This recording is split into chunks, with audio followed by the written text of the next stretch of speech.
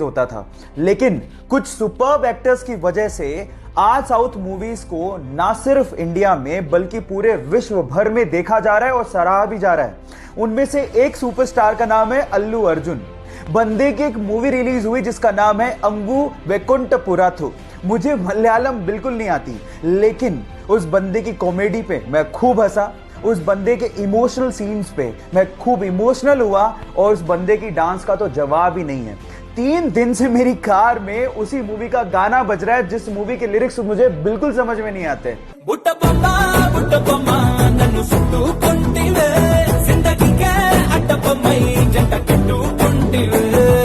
देख रहे हो, मतलब ये क्रेज है उस बंदे का।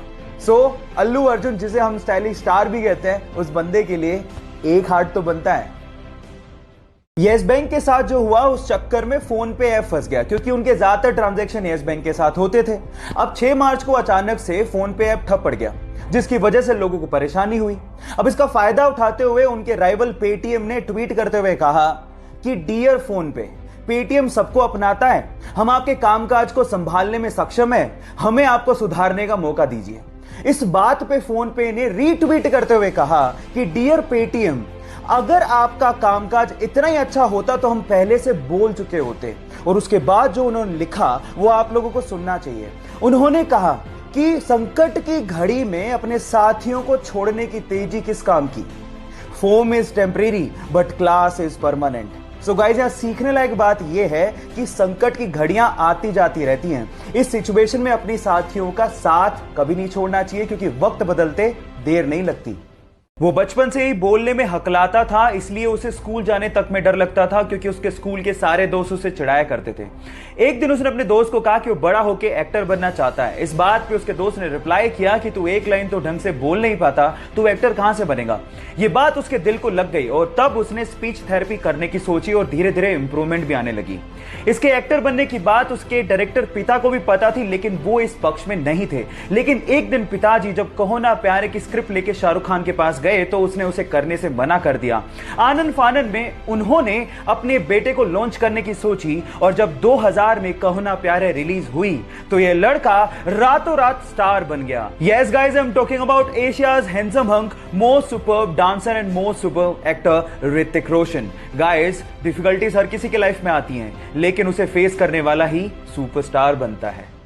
जब वो मात्र 14 साल का था तो उसके माता पिता का डिवोर्स हो गया। उसके बाद उसकी मां को और उसे बहुत ज्यादा परेशानियों का सामना करना पड़ा।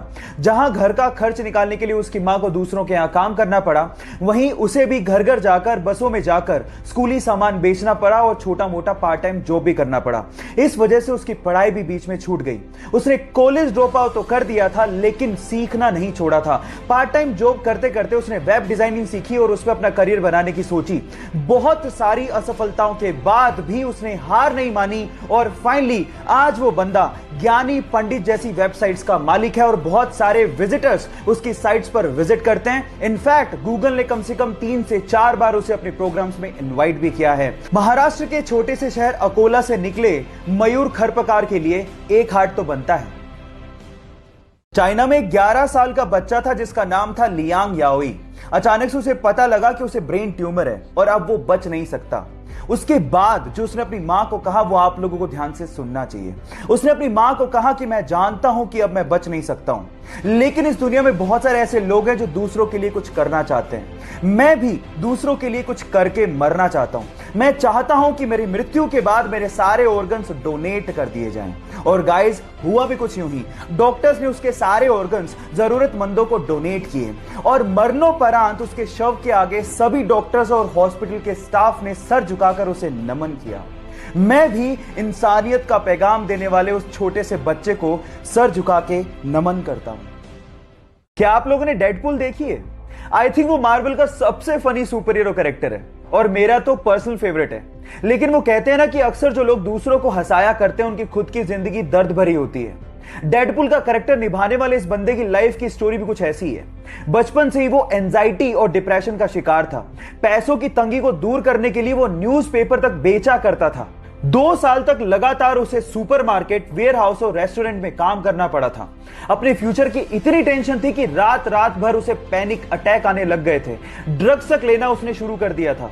डेडपूल के एक रोल के लिए उसे 11 साल और 47 रिजेक्शंस का सामना करना पड़ा था और आज वो बंदा हॉलीवुड में टॉप एक्टर्स की लिस्ट में शुमार है। Yes guys, I am talking about Ryan Ronald. Guys, जिंदगी में इतने बड़े मुकाम हर किसी को हासिल नहीं होते, इसीलिए लाइफ की परीक्षा हर किसी को देनी पड़ती है। तो उसके लिए तैयार रहो, रुको मत और आगे बढ़ते रहो। कोरोना